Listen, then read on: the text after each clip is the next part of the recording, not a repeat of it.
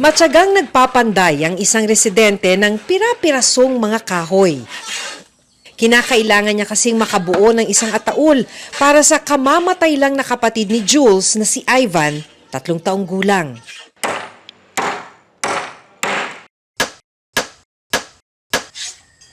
Nang magawa na ang ataul, maayos nang inilipat ang bangkay ng bata na nakabalot lang sa banig. Para kay Lolo Juanito, buhay pa sana ang kanyang apo kung natingnan lang agad ng doktor ang bata. Ay, masakit nga po eh. Gawa lang. Kaya pa mabuhay. Pero wala ba, doktor? Tapos hindi nyo naman ho maitakbo. Hindi namin may magtagbo dahil wala sasakyan dito. Wala kami pera. Pero hindi lang kakulangan sa maayos na healthcare ang problemang kinakaharap ng mga residente sa bayan ni na Lolo Juanito.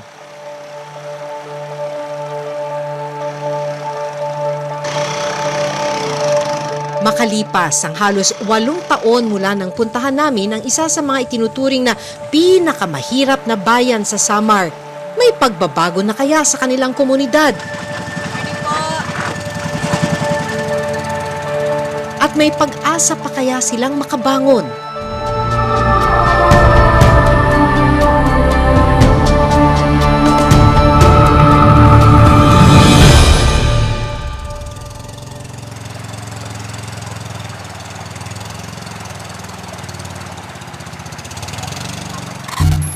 Noong 2018 nang una naming puntahan ang isa sa pinakamahirap na bayan sa Northern Samar, ang Silvino Lubos.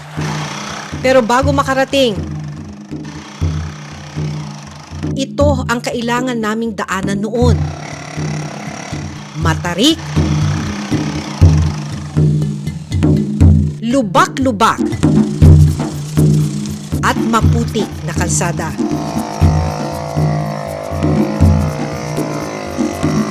Mababakas sa mga residente ang hirap sa pagtawid.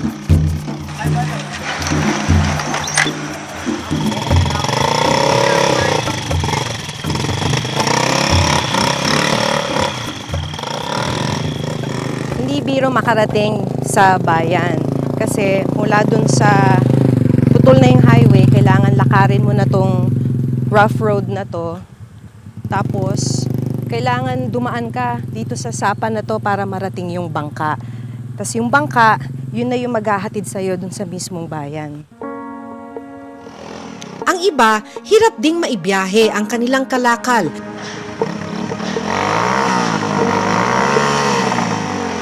Tulad ng kopra at abaka. Kinakailangan pa nilang itulak ang mga motorsiklo na nabalahaw sa maputik na daan.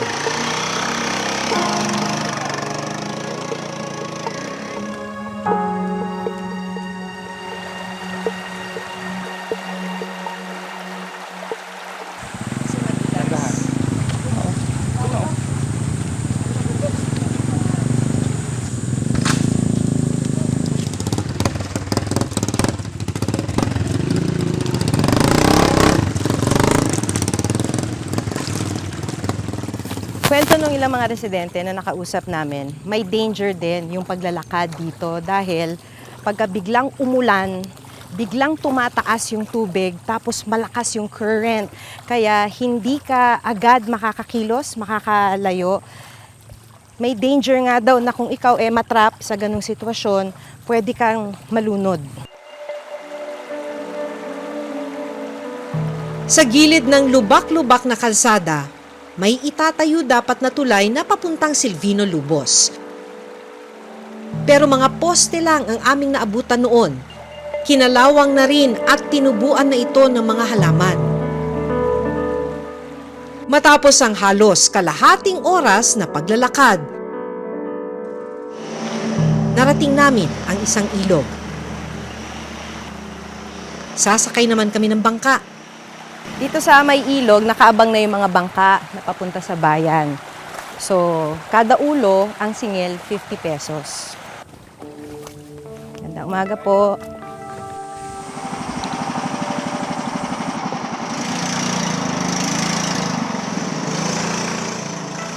Makalipas ang 2 oras na biyahe mula sa Katarman na sentro ng Northern Samar, narating namin ang barangay poblasyon sa bayan ng Silvino Lubos.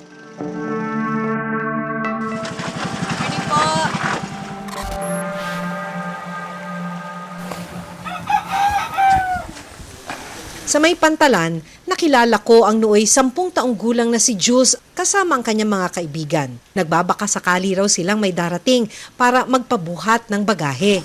Importante na may magpabuhat sa'yo. Bakit? Para saan yung pera?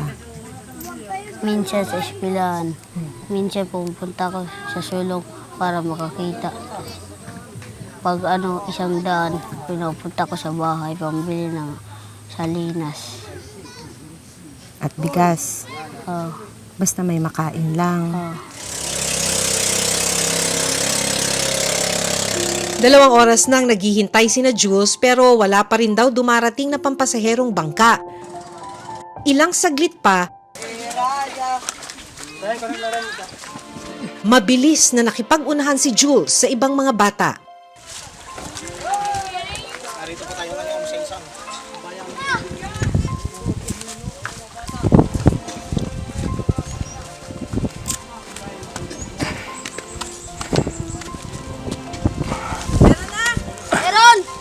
Tumatangulay. Masakit ang likod. Yung kamay. Yung kamay masakit. Oh. At yung dito sa liig. Tinitiis mo siya. Oo naman.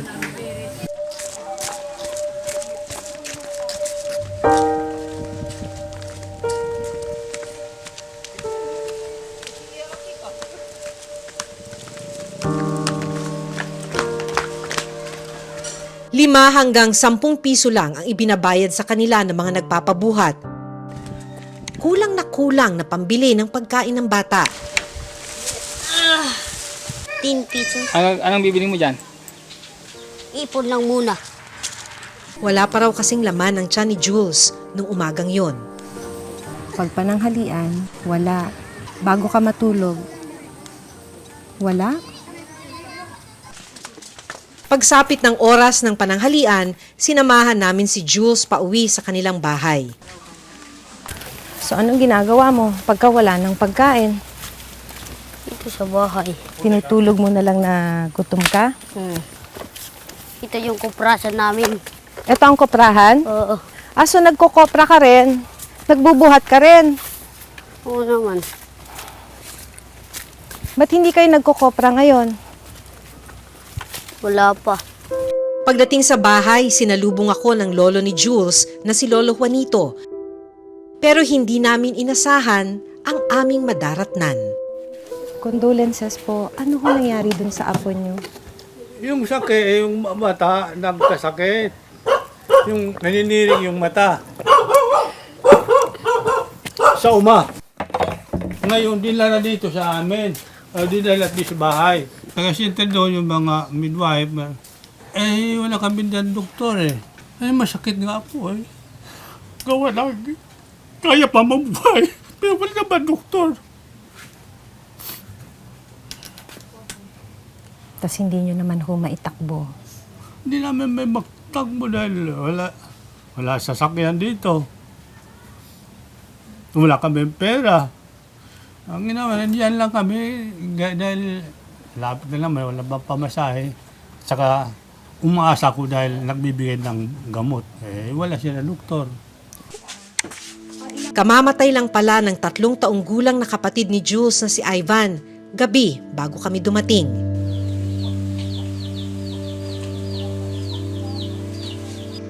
Kwento ni Lolo Juanito at ng tatay ni Jules na si July, bigla na lang nahirapang huminga at nanilaw ang mga mata ni Ivan. Dinala naman daw nila ang bata sa Rural Health Unit sa bayan pero paracetamol lang daw ang naibigay. Masakit sa loob ko. Gawa na kahit mabuhay. Bakit namatay? Isa pa sa mga problema noon ng mga residente ng Silvino Lubos ay yung malapit na pwedeng puntahan na pagamutan. Yung pinakamalapit kasi na pwede nilang takbuhan ay may 2 oras pa yung layo. Meron naman silang rural health unit. Ang problema dun sa RHU, kulang-kulang ang gamit, kulang din ang health workers, pati na gamot. Kaya ang ilan sa mga nakilala namin noon, kinamatayan na yung kanilang karamdaman ng hindi man lang nakakapagpatingin sa doktor. Sa katunayan, para marating ang pinakamalapit na ospital, kailangan pang tawirin ng bangka at habal-habal. Kaya si July, pinilit daw makapangutang ng 3,000 piso para madala sana si Ivan sa ospital. Pero hindi na ito inabutan ng bata. Pag uwi ko dito, ayun yung bata. Nakita ko iba na yung lagay niya, yung mukha niya. Sabi ko, sige, mangutang ako. Pumunta ko doon sa sa barangay 1. Nakautang ko ng 3,000. Pambayad ko sana yung kupra. Tapos nakahiram ako ng motor. Sabi ko sa asawa ko, magbihis ka, alis tayo. Nung nagbibihis siya, nakita ko yung bata, gumanon. Binuhat ko agad, pinarga ko. Wala. Hanggang wala na. Inano ko siya, mouth-to-mouth recitation. Pinam ko yung dito, tapos mouth-to-mouth kami. Wala pa rin. Sabi ko, wala na. Pagkukopra ang tanging ikinabubuhay ng kanilang pamilya, kaya ang araw-araw na kita hindi raw sumasapat. Yung kopra, mismo yung puting pahirap. Bumaba, tumaas yung bilihin. Samantala, umabot ng 40 hanggang 50 yung kilo. Dati, 1 kilo. Oo. Ngayon, magkano na ang bili? Ngayon dito na lang, 19. 19. Oo. Ibabiyahe nyo pa po yun. Bibiyahe pa, may bayad pa, bawat pagkarga, 50. Yung sasakyan, 50. 100 na bawat sako. So kayo po ba nararamdaman ninyo na pahirap ng pahirap yung buhay? Oo, pahirap ng pahirap talaga. Dahil sa kawalan ng pera, hindi raw nila mabigyan ng maayos na burolang anak. Pagdayigon ang Santos nga Trinidad na usala nga Ibinalot na lang sa kumot ang bata. punuan tungod sa pagpasangyaw, sa pagtuo, nga waray sugat, nga kamaupay, o kamaluluuyon, imig pasayluan. Mabuti na lang daw at may nagmagandang loob na kapitbahay na tumulong sa paggawa ng ataol ni Ivan. Kahit madilim dahil walang kuryente sa lugar, matyagang pinanday ni Lolo Budok ang ginagawang ataol. Makalipas ang ilang oras, maayos nang nailipat sa kabaong si Ivan.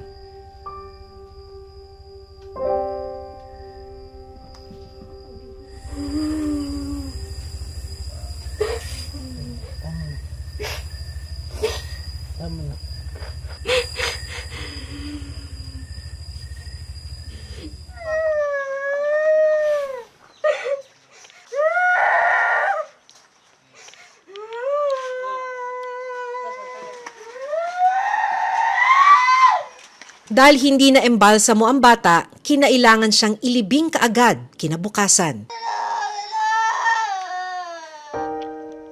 Hanggang sa huling hantungan, ramdam na ramdam nila ang kahirapan. Pero hindi lang pala si Ivan ang namatay na kapatid ni Jules. Taong 2003, namatay din ang nooy 3 buwang gulang niyang kapatid sa hindi na nalamang dahilan. Taong 2017 naman nang mamatay ang lola ni Jules. Huli na nang maisugod siya sa ospital na 2 oras ang layo mula sa kanilang lugar. Na-stroke ng high blood. Ay, wala kami doktor doon ng hospital. Hindi na ng hospital. Patay din.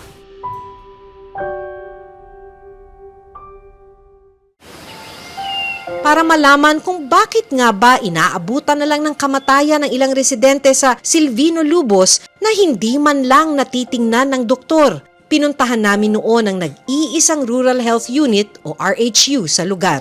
Meron mang pasilidad pero wala kaming naabutang doktor noon. Dinadala naman kasi dito sa amin, malala na yung sitwasyon ng mga pasyente. Kaya paano na namin masisave yun kung malapit na siya talaga bumigay?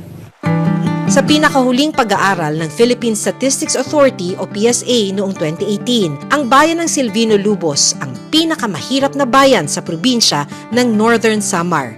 Lumalabas na halos 57% ng kabuuang populasyon o katumbas ng 8,589 na individual ang nabubuhay below poverty line o kulang ang kinikita para sa mga pangunahing pangangailangan. Makalipas ang 8 taon, muli kaming bumalik sa Silvino Lubos. At may mga nakita kaming pagbabago. Kung dati ay maputik, lubak-lubak at walang madaanang tulay, ngayon may kalsada na at may bagong tulay na rin.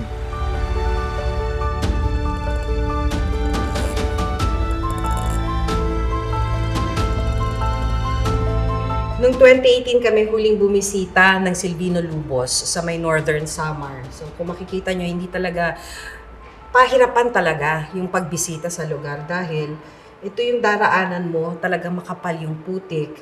Pero makalipas ang mahigit 5 taon, yung dati na kailangan mong tawirin na ilog at putik, eto na siya. Kasi natapos na yung Mondragon Silvino Bridge.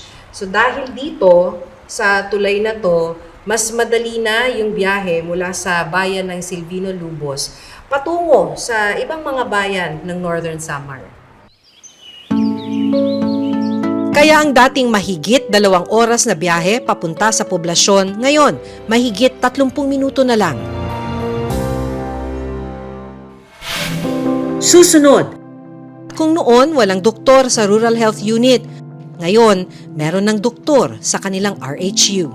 Kaya na ba niyang rumesponde sa mga sakit? Kaya na, 2 na yung doktor namin.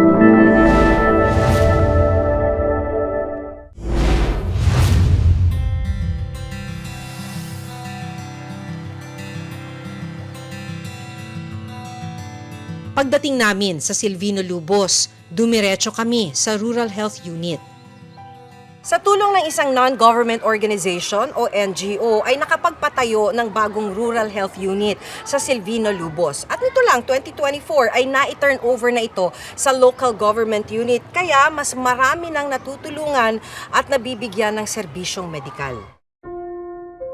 Pinasilip din sa amin ang bagong gawang Rural Health Unit. Mas malawak na ang loob nito at mas marami na raw pasilidad na mapakikinabangan ng mga residente. Ito ang laboratory namin. Dito si Midtech, may Midtech kasi kami ngayon.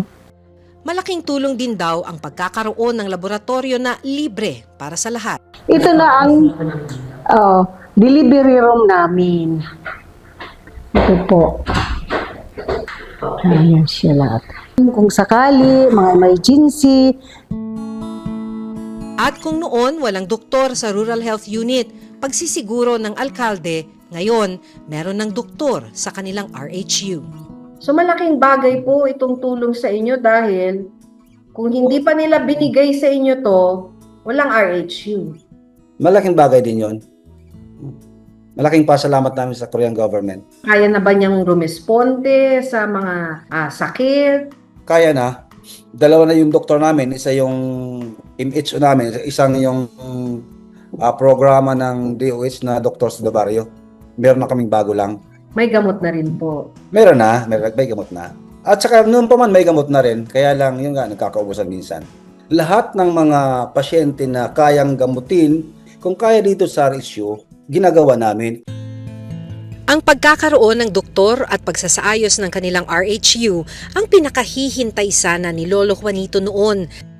Pero ang malungkot, hindi na niya ito naabutan. Pumanaw kasi si Lolo Juanito matapos atakihin sa puso. Si Jules, napag-alaman din naming lumuwas na ng Maynila para magtrabaho bilang construction worker para makatulong sa pamilya.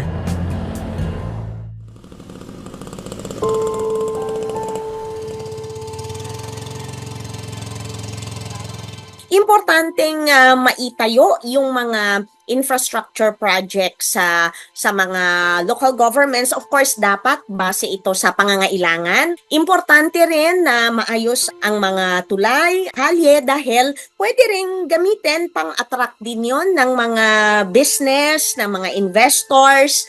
Mabilis ang travel ng mga tao, gagaan ang mga transactions.